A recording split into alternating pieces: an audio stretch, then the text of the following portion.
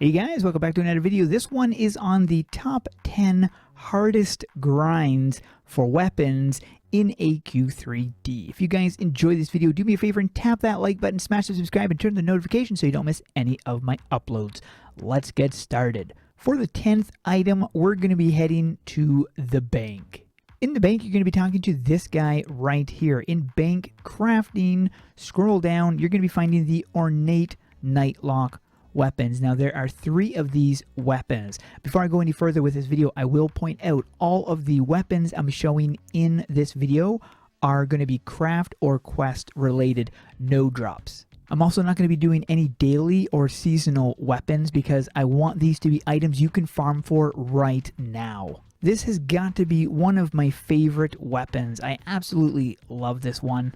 But each one of these weapons look amazing. I mean, look at this one right here. Even this one, they're epic. You will be needing the shadowed nightlock stuff in order to obtain this, as well as the security badge and the skull gem. I do have a really old video on how to obtain these. I may have to update that video at some point.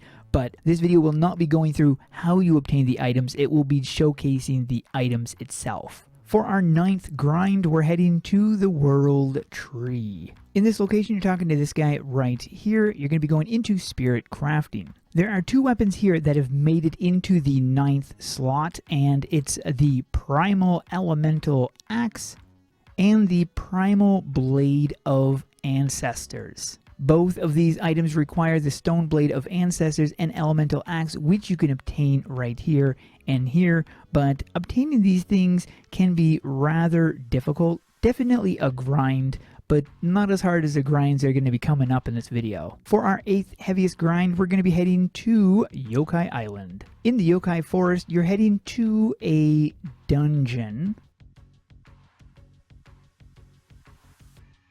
You want to go to this place right here. In this location, you're talking to this guy right here. Now, he's going to have a quest called Obtain the Sword. If this quest is not available, you may see another quest called Create the Soul Jar. If neither of those are available, check your bank for the soul jar. If you don't find the soul jar in your bank, that means you probably discarded it, which means you'll need to buy another one with dragon crystals. And once you have your soul jar, you'll have access to this quest where you'll be able to obtain 2 different weapons. You've got these 2 right here. They both look super awesome.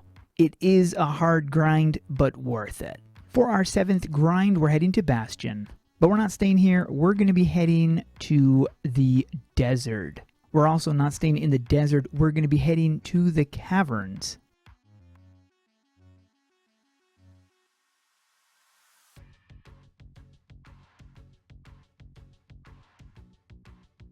Once in this location, you're talking to Valencia, and you're going to find some tomb crafts. At the very bottom, you'll see this weapon right here, and you're going to be needing the golden snake scepter, which is right here. I do have a video on how you can obtain these. I have a video on how to obtain all of these items, so if you're having trouble finding getting these items, you can check up those videos or check the wiki.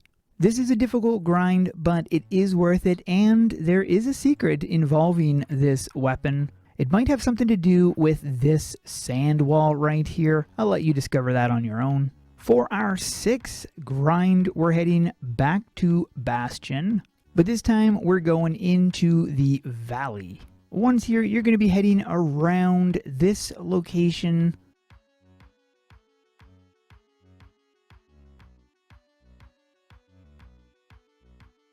And talking to this guy. In the Crocus treasure, you're going to be finding the Keeper of Water Scythe. You're going to need 1,000 Crocus teeth, so this can take quite a while to obtain this weapon. Makes it quite a difficult grind, but it's pretty darn worth it. While you're in the area, might as well stick around for the 5th item. In the temple, you're going to talk to Lord Sect, and in the Hollowed Champion crafting, you're going to be finding 2 weapons right down here. These are very difficult grinds. You will be needing 2 daggers and this stuff, as well as this one here, which requires a dagger, and the Great sword. These are both dropped inside of the raid, but then you need to get the crafting. This can take quite a while to get these things, so good luck. For our fourth grind, we're heading to the underworld.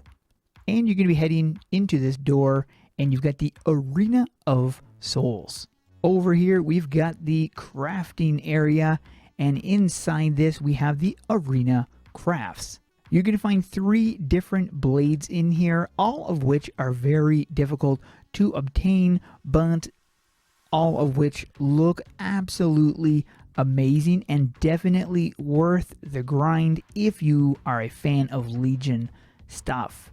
These things look excellent. For our third grind, we are heading to Doomwood Forest. Right over here, behind this Shadow Wolf Alpha, you're going to be finding a chest, if I can get over there. There we go.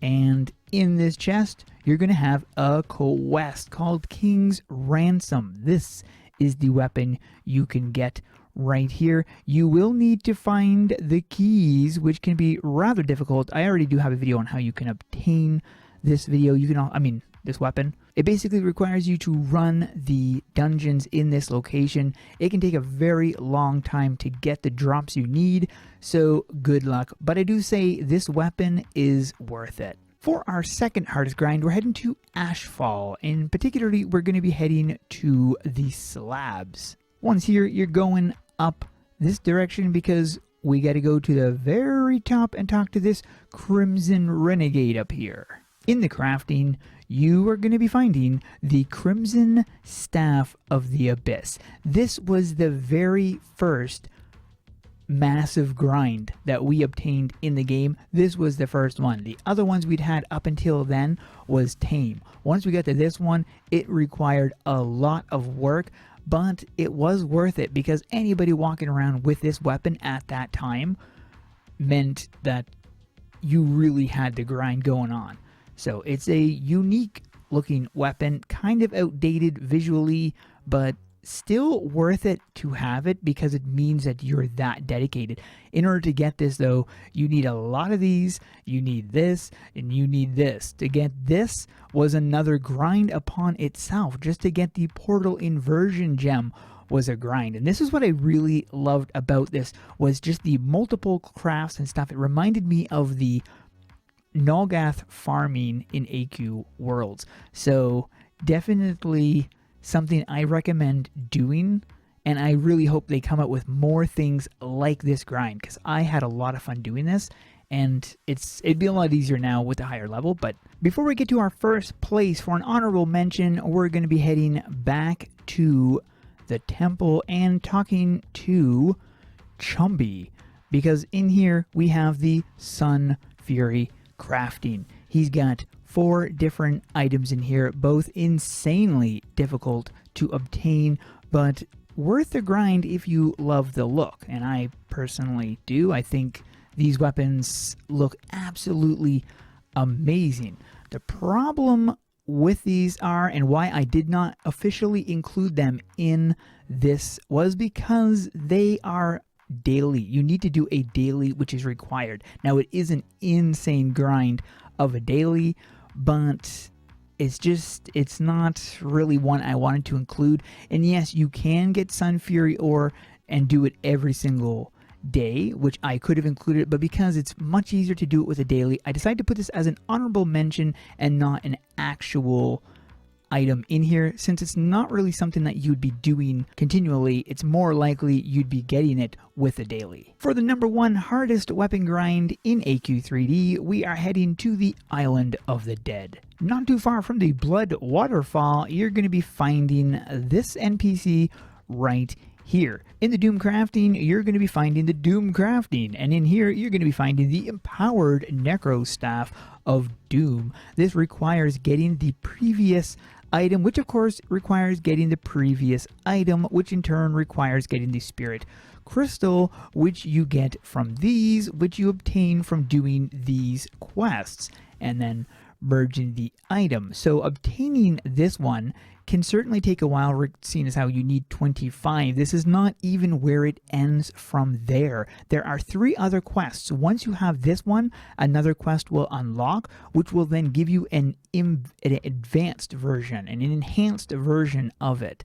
And from there, you will unlock another enhanced version until you finally have the ultimate enhanced version. And I personally really enjoyed doing this grind. I found it was a lot of fun and definitely worth the end result. So what do you guys think of this list? Do you agree? Are there weapons that you think I should have added into this video? If you guys don't have these items and you're looking for something to do, this might be the perfect time to get grinding. Big thanks to everyone who helped me compile this list, and I hope you guys enjoyed it. For the set of the day, I'm going with this one right here. Love the look of this thing. Nice colors, and it made it into the set of the day. That is it for this video. Hope you guys enjoyed. Thanks for watching. We'll see you in the next one.